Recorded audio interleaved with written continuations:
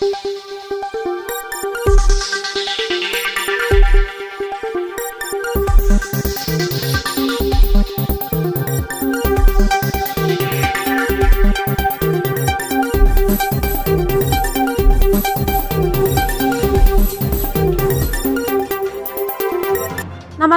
जोशन में आपका एक बार फिर से स्वागत है।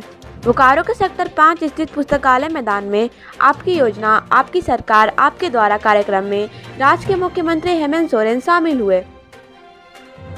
हेमंत सोरेन ने कहा कि राज्य का तेजी से विकास हो रहा है। 2 साल कोरोना ने झारखंड को पीछे ढकेल दिया। सरकार का तीसरा साल है जहां हम अब सुखाड़ की मार झेल रहे हैं। हालांकि सरकार ने सूखे से प्रभावित क्षेत्रों के किसानों के लिए विशेष कार्य योजना बनाई है। बोकारो के बियाडा के टेक्नोलॉजी सेंटर का निर्माण कराया जाएगा। इसकी कवायद शुरू कर दी गई है।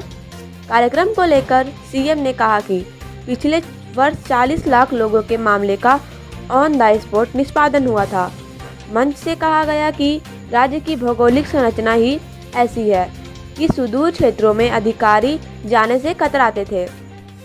पूर्व की सरकार में ऐसी ऑफिस में बैठकर योजनाएं बनती थी, लेकिन हमारी सरकार योजना को सुदूर बैठे ग्रामीणों के पास लेकर जा रही है।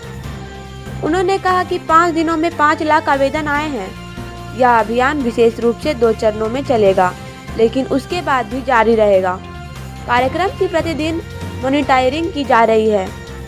सर्वजन पेंशन देने वाला देश का पहला राज्य झारखंड है। मुख्यमंत्री रोजगार योजना के तहत लोन दिया जा रहा है। विरोधी षड्यंत्र कर विकास बाधित करना चाहते हैं, लेकिन उसका प्रभाव नहीं पड़ेगा। बियाडा में टेक्नोलॉजी सेंटर का निर्माण किया जाएगा। समाज के अंतिम व्यक्ति तक विकास पहुंचेगा। हम उसी प्रकार आगे बढ़ रहे हैं। सीएम ने कहा कि पशुधन योजना के तहत 90% अनुदान राशि दिया जा रहा है। इसका लाभ आप जरूर लें। सीएम ने बोकारो में 356 करोड़ के राशि से निर्मित योजनाएं का उद्घाटन किया है, जबकि 145 करोड़ के लागत से योजनाओं का शिलान्यास किया। कार्यक्रम में 20,669 लाभुकों के बीच 34.15 करोड़ रुपए लाभुकों के बीच वितरित करते हुए हर्ष व्यक्त किया। बीज दे दिया, समय पर खाद दे दिया, लेकिन सही समय पर बारिश यहाँ के किसानों के खेत में नहीं हुई। बड़ा विचित्र स्थिति है। झारखंड वैसे भी सबसे पिछड़ा राज्य है देश में,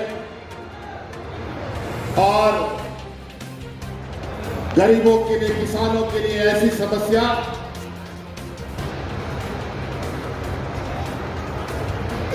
बहुत ही बुरा होता है।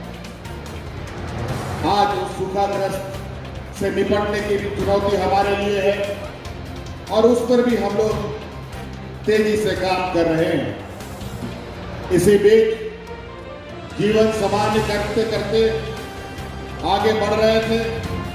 सरकार आपकी द्वार हमने पहला चरण में शुरू किया, और उसके बाद जब हमारा विधानसभा आउट हुआ था, उस समय हमारे इस राज्य के सभी विधायकों ने और सभी सांसदों ने कहा था, सरकार आपकी द्वार जैसा योजना कार्यक्रम और भी चलते रहना चाहिए। और इस बात का मुझे पूरा उम्मीद था कि लोगों को इस योजना से उसका उत्साह बढ़ेगा। आपको बता दें कि जब हम लोग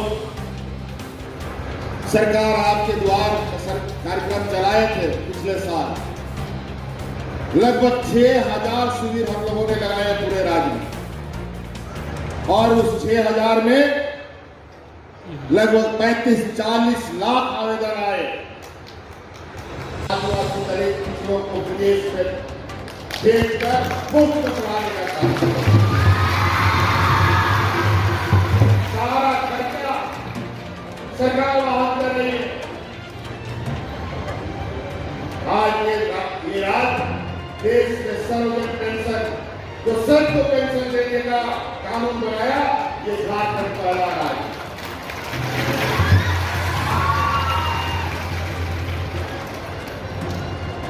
कोई भी बिना पेंशन का नहीं रहेगा पूरा महीने। हमने ये कानून बनाया।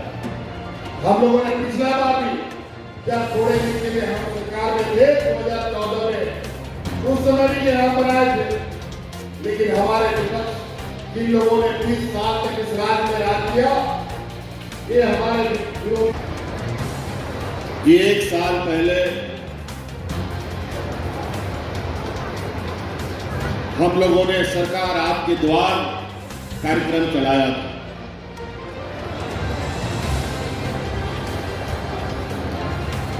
और उस कार्यक्रम को चलाने का उद्देश्य ये था कि आमतौर पर जो हमारा झारखंड का भौगोलिक बनावट है, वो ऐसा पहाड़, नदी, नाला, गड़ा घोड़ा बना हुआ है, इतना जाने से कतराते थे। और पूर्व में जो परंपरा रही है 20 सालों का राज अलग होने के बाद, उस समय से जो भी कार्य होता था सब एयर कंडीशन ऑफिस में बैठकर ही तय होता था और वहीं खत्म हो जाता। सरकार जब हमारी बनी 2019 में,